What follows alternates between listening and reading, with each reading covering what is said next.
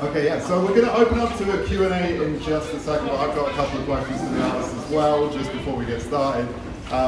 So, one of the things that I found interesting is that you both, well, so you mentioned using kind of like a specific data set, and you talked about Stack Overflow banning kind of AIR.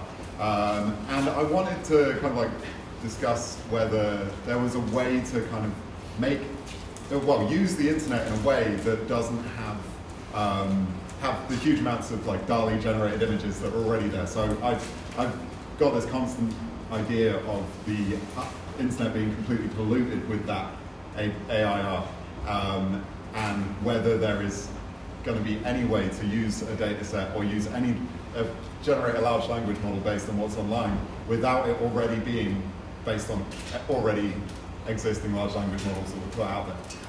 So I just wanted to get you talking about like you using the specific data set that you use from NASA, and then any opinions that you have as well. So if you want to start, Marissa. Yeah, sure.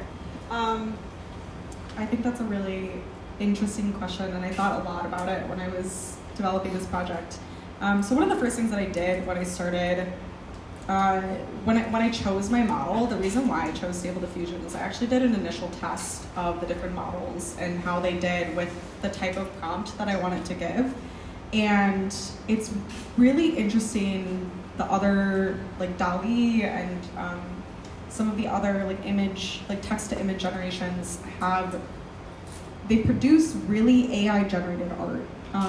And that's not what I wanted to do. And there was this sameness across all of the platforms of everything looked identical and not how I wanted it to look. So that was actually partially why I chose Stable Diffusion. And I think even then, it was a constant battle trying to retrain it to do the things that I wanted it to do. And I think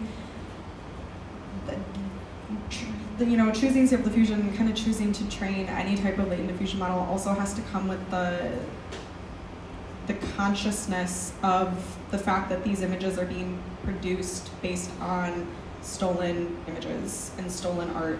And I think that's something that I kind of grappled with throughout the project, is that yes, I used open source data when fine-tuning the model, but its back end is using images that are not ethically sourced. And that's not, I think the only way that I could get around that was creating something completely on my own, which is a really difficult thing to do in 4 months. But, and also really expensive and really environmentally costly. So there's so many things that kind of go into this. That's part of why I chose the data set that I chose. It's part of why I chose Stable Diffusion to begin with. But it's, I think, a really important discussion to have and be conscious of when you are using these technologies. Yeah, for sure. Yeah, the web, the sort of, I've been saying something for a little while now about how Web3 was promised to be blockchain by blockchain bros. No apologies to the blockchain bros in the room. You have not earned it. But Web3, it wasn't that, isn't that, right? It wasn't. Too bad, right? It's. Let's not get into that conversation, but no. But what Web3 actually, I think, is really coming in the same way that between Web 1 and Web 2.0 was a proper sea change, right? The web of Web 2.0 versus Web 1.0, very, very different, functionally very different, which is why Web 3 isn't just about some people moving some money around, to buy drugs or whatever. But it's the Web 3 that I think we're actually going to get is the useless web. That's the real sea change, which, like you say, is full of like answers to questions that we're asking online that we can no longer trust the outcome from whatsoever, and images that we can't trust the provenance of or the accuracy, information, anywhere that we can't do that. I think we're moving rapidly towards, if the proliferation of these tools continues apace, we are moving towards a point where just the web becomes way shitter, just becomes way worse, and that will be Web 3.0. And it will be built on all of this, all of that labour as well. It will be built on the detritus of Web 2.0. To some degree, it will be like it's all coming home to roost. There's a kind of poetic justice of it in a kind of sick way that doesn't benefit us. But I am sort of concerned about that. I don't know about you folks, but I already append like Reddit to like things when I actually want to kind of get opinions about stuff, because I can no longer trust, you know, what you're going to get otherwise. I mean, it's partially also because, you know, there's issues of how Google's passing things these days and blah blah blah, and you know, all these companies trying to, you know, fire people and automate more of their processes. You know, Meta let loads of people go. Amazon the same, Microsoft the same. You know, just in the last few days even, but for the whole of the last 12 months, they're all moving towards automation as well. They all want to get rid of as many of their people. They're still a capitalist, you know, structure like all the others. Like they want to get rid of people, make savings, and you know, have these things deliver their promises. But we're already seeing this effect that it's just gonna. Arguably, we've had this one moment of the explosion of generative AI, and afterwards it's now all mess. We'll never get that Cambrian explosion again of like, wow, you can make a thing of all these pictures, because suddenly it's like everything is just noise, and all those data sets are rammed full of crap. Yeah. And the systems aren't built to be able to manage that. There's no fingerprinting that you can really do to tell that. So the systems will just continue to be trained on images of human hands with 6 fingers. You know, we'll just get more of that, and you can't escape it. Yeah. Cool. I have one more question specifically for you, Wes. So you had the artists own the means of production slide. I liked it, but so I wanted to ask you about like what you think of kind of the way that tech companies and also the kind of like strikes that were happening in the States with the proliferation of AI tools within Hollywood that they won moderate successes for, and if you look at like the ways that strike action and trade union membership has managed to stop, say, Project Maven in Google, and some of the more egregious moments of kind of Google working alongside the American military. Do you think that, so you didn't mention trade union work within the presentation, but do you think that there's space for trying to build a tech world that has trade union membership built into it? Yeah, however, the tech companies don't want that, right? And they're very aggressive about it, and they're trying to build a culture that rejects that. And, you know, Whole Foods, owned by Amazon, next door, the neighbours. Whole Foods, you know, they at once have this like promoted aesthetic of like, oh, we're so friendly and everything's so cool, and like, you know, and everyone who works here is called Kyle and Jessica, you know, I want that Kyle mango. But there's also, you know, the side of it is that they massively funded strike-breaking teams at kind of multiple levels of like social, you know, instigation within the hierarchy of Whole Foods, to kind of like both be like, we're just a big family who are like lovely and everyone's vegan, but in fact we're like really hyper aggressive about breaking strikes. And so there is that kind of like two-sided within the tech industry, that and within, you know, larger company structures, of course, more broadly. So until I think that there is a shift away from the centralized dominance of the tech kind of powers, arguably there doesn't seem to be a system that's yet persisted that can say that the unions can fight back against that level of power, because of how much lobbying pressure they put on governments, and, you know, because they then kind of weave themselves into government structures to say, you need to keep us operating at this position because now we deliver a lot of services for you. You know, this is like Royal Mail being defunded because Amazon do so much logistics.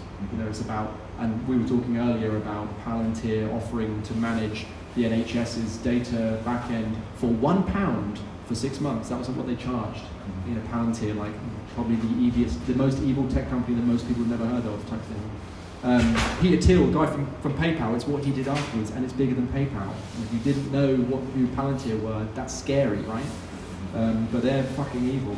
And yes, they're named after the fucking thing from Lord of the Rings. It's insane you call your company that. But yeah, they made that deal for £1 because they wanted to get into and make the NHS reliant upon them. And so then there's this governmental pressure to let them function at whatever standard, because suddenly they've encroached in what was previously the government's responsibility. This is why we should also be opposing smart city systems wherever we see them, because it's the same thing, but at a structural level with loads of broken sensors. Mm-hmm. Now you covered it. That's okay. If we do have any Meta employees who remain quiet, join Utah, like join the CW. So I'm going to open up the questions to the group now. So if anybody has any questions, raise your hand. I'll come over with the microphone if you can't see the microphone. If not, feel free to just carry on. Anybody have any questions? I have a question for Marissa. Unless you've got that mic. Don't worry. So you did mention that you see future applications for the program you built, and I'm just curious, is it about picturing kind of these intangible things that, we don't have an eye for, or is it, reimagining? Like, are you more interested in being able to put a picture to what we can't see? Yeah, I guess, like, what kind of future applications? Yeah. I love that question. I think it could be both. I've seen applications of trying to use generative art in terms of like cancer research and trying to depict cancer cells early.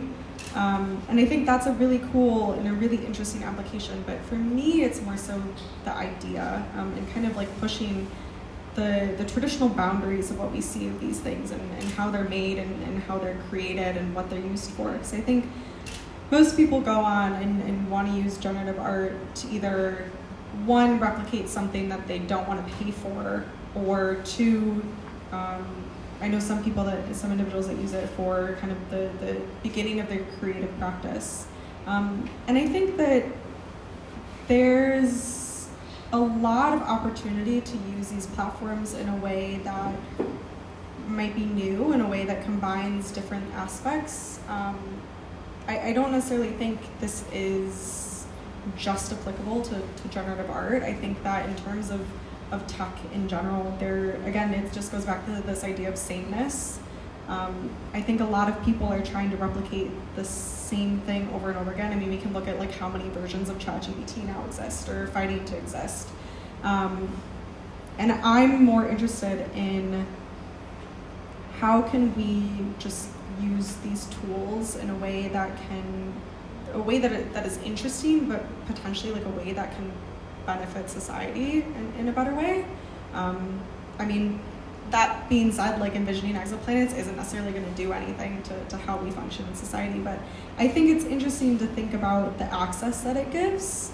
By combining these tools, like, is it possible to increase access to how many people are able to understand our universe and what that means? I think for me it's more so the idea that I'm interested in.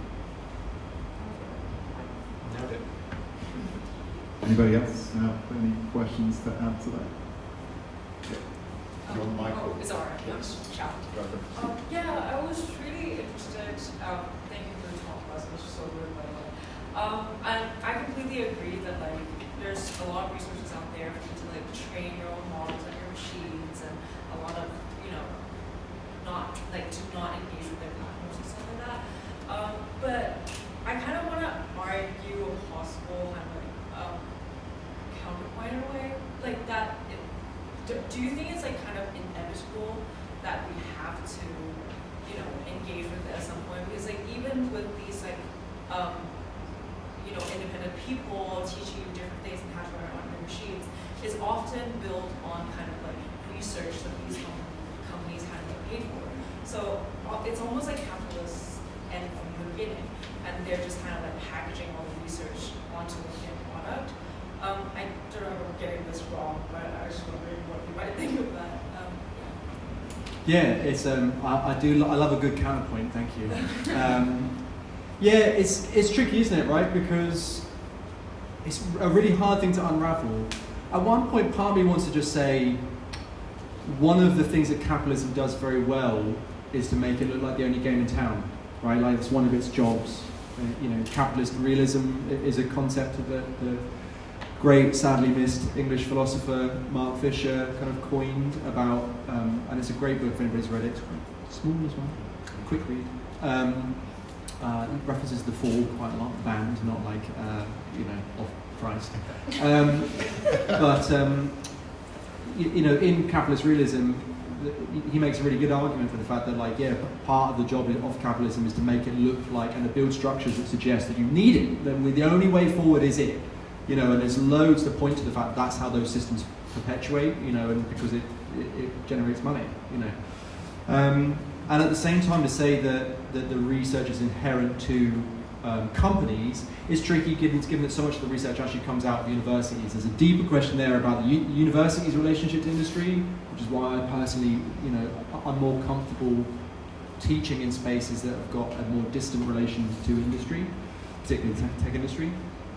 But to say that it's only possible through the way we have now, I think is ungenerous towards all the people who actually do that labour. So I think that there's one way to let it continue to be that way, but it is clear that it is possible for it to not be that way. And the world doesn't need to massively turn upside down to do that.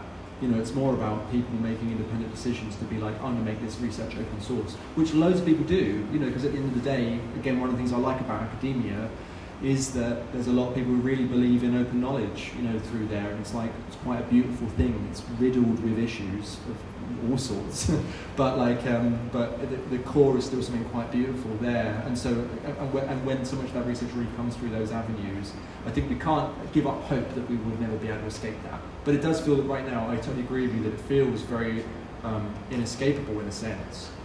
But again, it's kind of why I do public protesting like this, because it's just a public protest.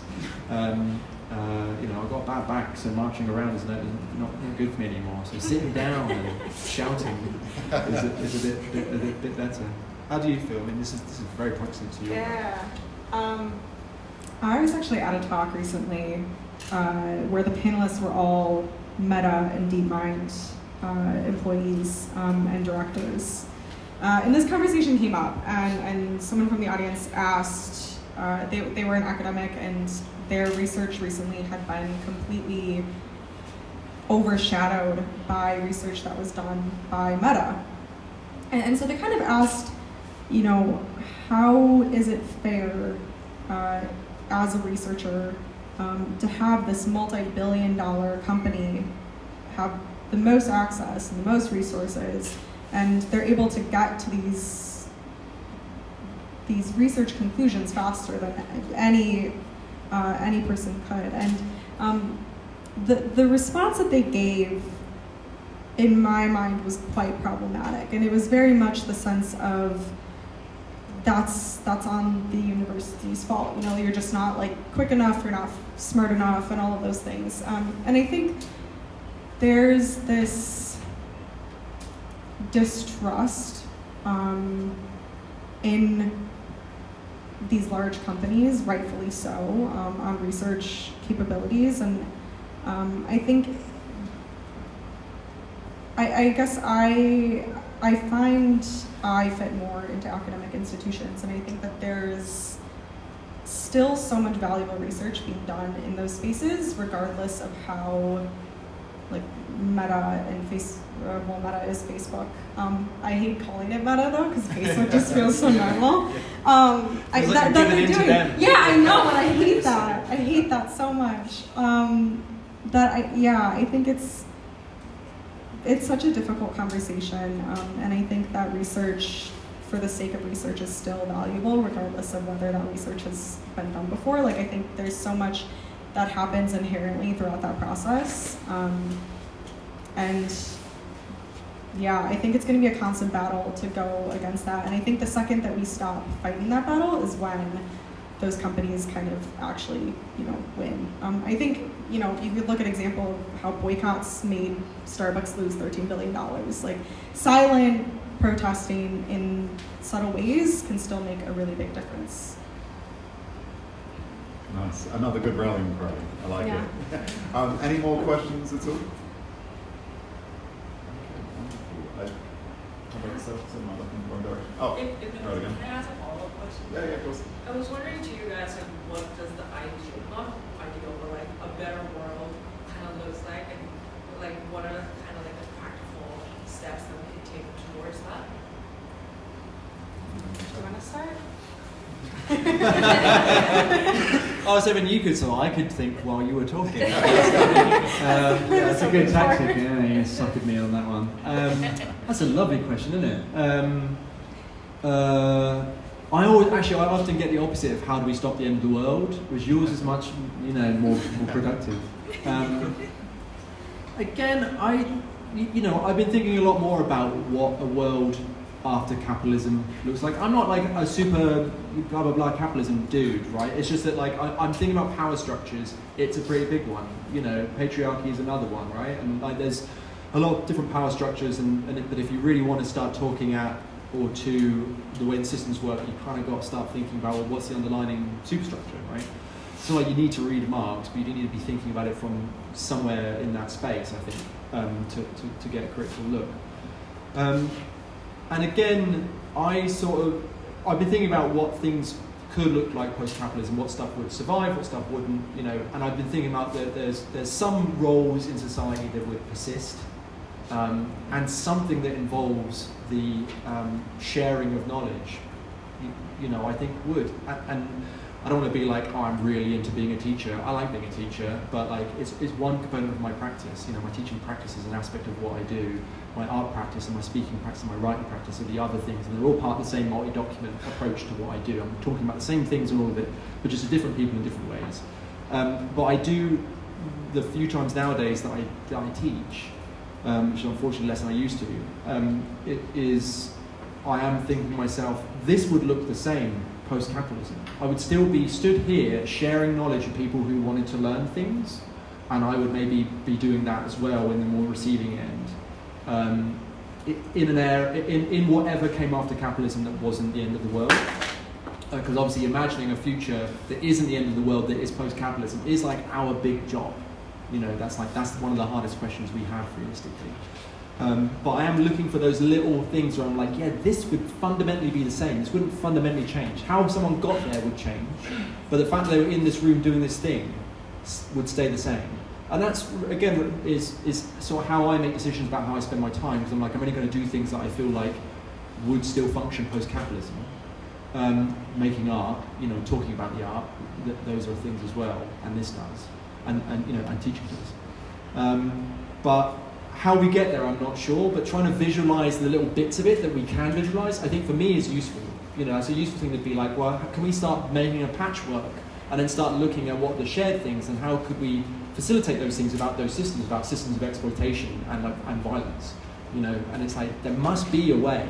Obviously what the answer is, I don't know, but I think we can already find those things, and I think it's looking for those little aspects where we're like, this would survive, this would still be here in a better world, which for me personally is the world around capitalism.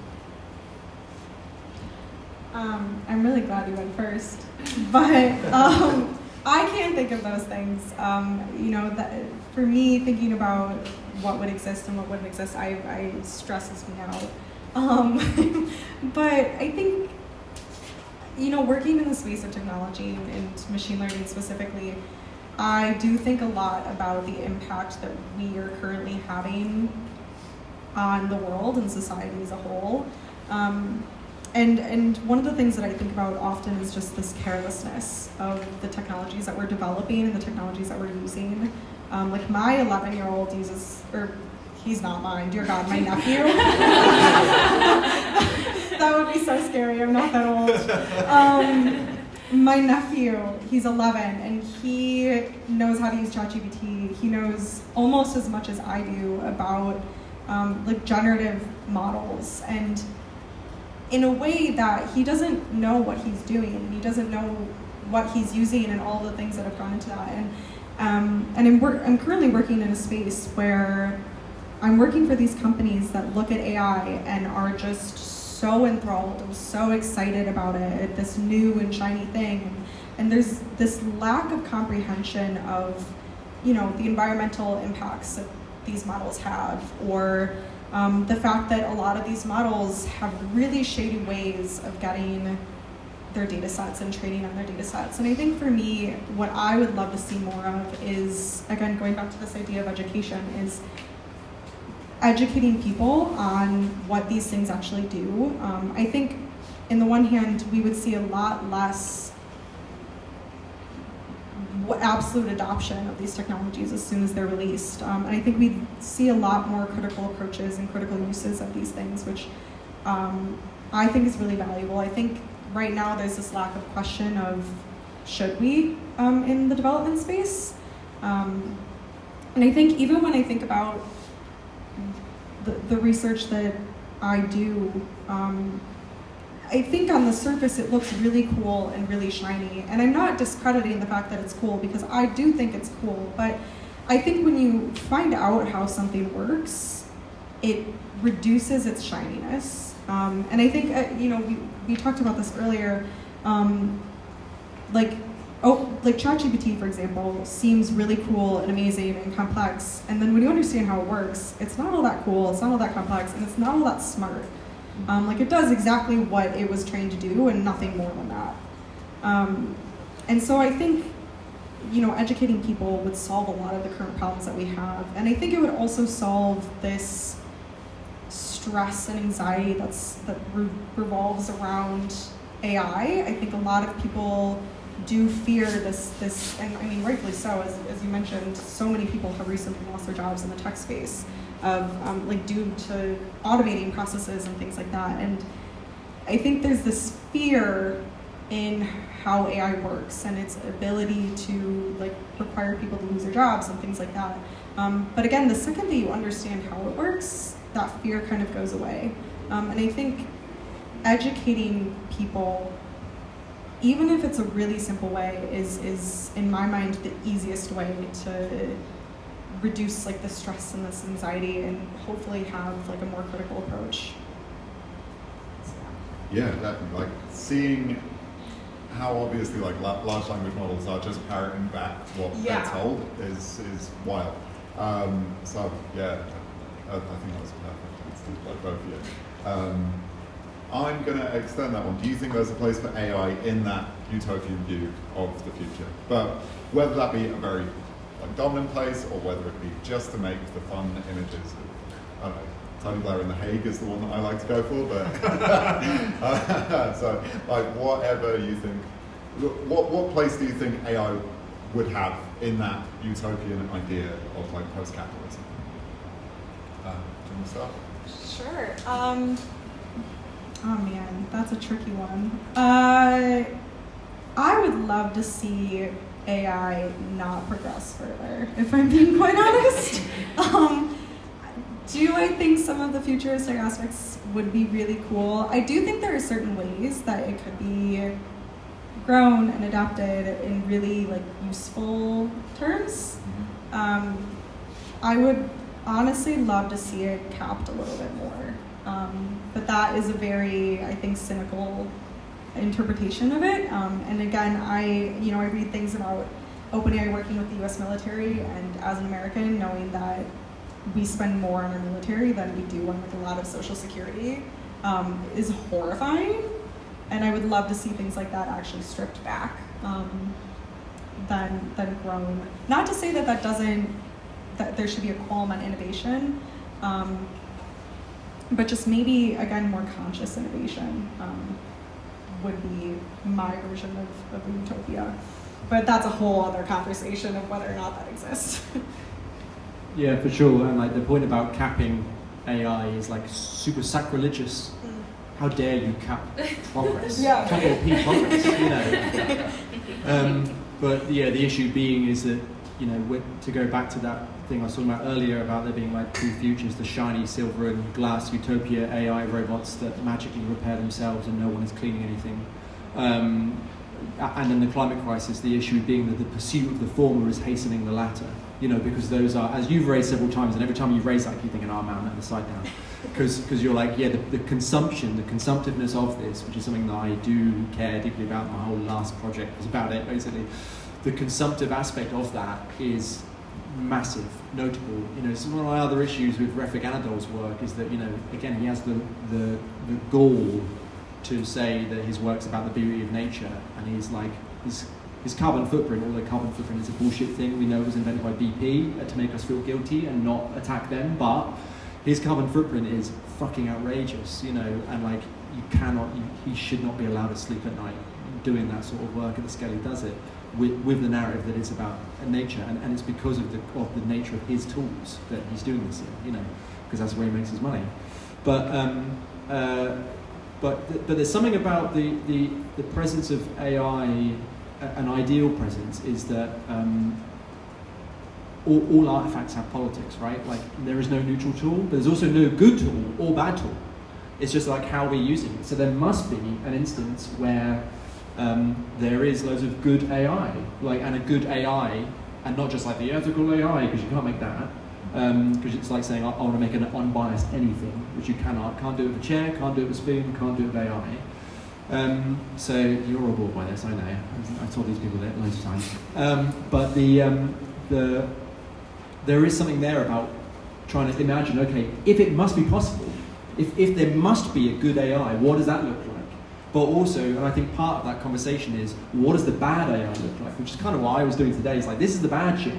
This is what we can move beyond. And I think the bad AI is maybe anything that is more consumptive up to this point, like you're saying, like, that's bad, But then it's like up to us to be like, well, then what's good? Because again, if these tools are actually quite open and possible to run at different levels, perma-computing is something that I'm particularly interested in right now.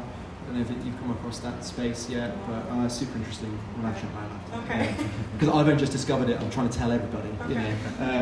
And stuff like that. Thinking about how we be more mindful about how we operate computational systems, how we design them, how we think about their presence, at planetary scale, and all those things, and their impact, and how we feature into that, and responsibility of our tools and all the processes. Again, that's what a lot of my work has been about. So I think there must be,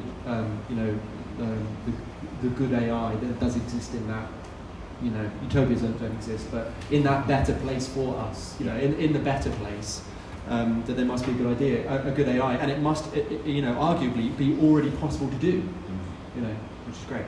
So there's always the possibility that we can find that, which is good. That's not lost to us yet. Okay, fab. Okay, so I think We've got one more question. One more question. Okay. Are we allowed? You good? Yes. Yeah, Go for so it. after we discuss good AI and bad AI, so what comes next? Let's assume we have good AI. So what's come next after AI? Just push the boundaries. Post AI. Like implantations, I would assume. Oh. I'm honestly reading a sci-fi book right now that's a thing in. So that's why it's in my head. But that's what I would assume. I would assume it would be the integration of the intelligence of AI into people, if we ever get the intelligence of AI to be as smart as people, which I don't necessarily know is a capable thing. But I could imagine that happening. If not, I mean, there's already exists like chips that you can implant into your hands and things to unlock doors. So, yeah, if you don't know about that, it's wild. But That's just an Arduino. yeah, right. Like, that's all it is. But like it's yeah. I would imagine that would be the next thing, or yeah, some form of using the advanced AI to enhance the human capabilities. I think it's been imagined in a lot of weird movies, but I could imagine people making it a reality. It's not too far-fetched. Yeah, I mean, Neuralink, first Neuralink went in last week or something, right? Yeah. What a prick that guy is. It's bad because my last answer, it was like end on quite a nice note, and this one's going to end on a big down. It's your fault because I'm not in control. But I think the next technology after that, my feeling is that there either won't be, for the obvious reason, or we will, and for that eventuality to not happen, we would have had to have gone down the route where that is no longer our metric for progress and for what is next, and that next then gets rethought into a more like capital N next, rather than slightly quicker Qualcomm chip next, Snapdragon 1 million or whatever. That's where I think it's going to go, because I do not see, this is not sustainable. We do not have a sustainable civilization currently, right? And it's really, really incredibly clear on basically every metric. People talk about AI as being the last technology, and I wrote about this fairly recently on my newsletter thing. And people say it's the last technology because after we invent it, we won't need to true AGI, true AI. After we invent it, we'll never have to work again. And then there's the people who think that it's the last technology because it will be self-aware. Because at that point, our assumption is anything smart enough will recognise that we need to go. And then there's an inherent acknowledgement of the guilt that we recognise that this is an unsustainable system. I think all those sci-fi films, that's such an understandable and logical thing for the machine to do, to want to wipe us out because we're a threat and we're dangerous to everything. Like the reason why that works as a conceit is because we agree with it fundamentally, I think, on a lot of levels. Told you it was going to be, it's your fault. And the third one, the third kind of last technology is that it's the thing that we're fiddling with when Rome burns. It's the thing when you stop the sharing of information. The AI could be that last technology because the tool won't be able to progress because we don't have a supply chain anymore because everything's on fire and there's too many wars. So I really hope that that AI isn't any of those things, and in fact that I think that in order to avoid those three is that we need the kind of like secret fourth, which is that that there is a restructuring of that. But the myth of progress is 250 years old. It's a post-enlightenment problem, realistically, and that's something I don't feel that we're that closer to solving yet. But I'm hopeful that again it is possible. It must be possible, but it would be a radically different world, which I think is why it would also kind of come with the collapse of this system, which I don't think will be clean, but doesn't necessarily be an apocalypse. Apocalypse. Apocalypse. There we go, what a spot to end it. It's either cybernetic implants for everybody or just the end of this. On a happy note. So just before we go, the newsletter thing that you mentioned is a fantastic Substack, so everybody follow Wes. Is there anywhere that we can follow your work, Marissa? Anywhere, like, go online? Where do you do your internet nowadays? That's a great question. I don't really have social media because I don't like it. But you can go on my social media sometimes. I use it. I think it's like Marissa_Beaty. Mm-hmm. Not spelled how it's pronounced. It's Beaty. Yeah. Nice. Excellent. Well, thank you both very, very much, and thank you all for coming as well on this really, really rainy night. It's pissing it down, so thanks for joining us. If you want to check out any of the art pieces as well, there's a couple. Well, all of them discuss tech, politics, all of that kind of thing. Speaking of Palantir, my piece was just around the corner where I'm talking about the NHS and Palantir, quite similarly to what Wes was mentioning earlier. But yeah, thank you very much for coming out. And enjoy the beers as well. Big round of applause.